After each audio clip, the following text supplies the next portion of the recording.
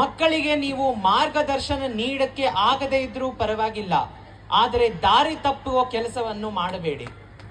ತುಂಬಾ ಜನ ಅನ್ಕೋತಾರೆ ಮಕ್ಕಳಿಗೆ ಹೊಡೆಯೋದ್ರಿಂದ, ಮಕ್ಕಳಿಗೆ ಬೈಯೋದ್ರಿಂದ ಮ್ಯಾಜಿಕಲಿ ಅವರು ಓದಕ್ಕೆ ಸ್ಟಾರ್ಟ್ ಮಾಡ್ಬಿಡ್ತಾರೆ ಅಂತ.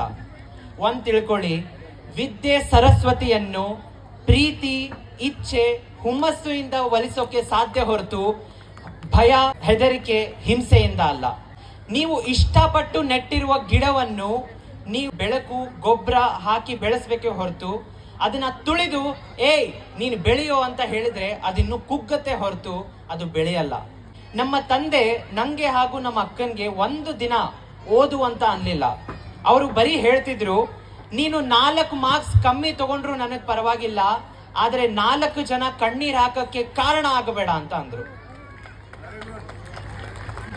ಮಾತಾಡಿಸಿ ನಿಮ್ಮ ಮಕ್ಕಳಿಗೆ, ಅವರ ಹೆಗಲು ಮುಟ್ಟಿ ಹೇಳಿ, ಏನೇ ಆದರೂ ನಾನು ಇದೀನಿ ಕಂದ, ಎತ್ತರಕ್ಕೆ ಬೆಳಿರಿ, ಎತ್ತರಕ್ಕೆ ಬೆಳೆದರು ಕೈಗೆ ಸಿಗುವಂತವರಾಗಿ.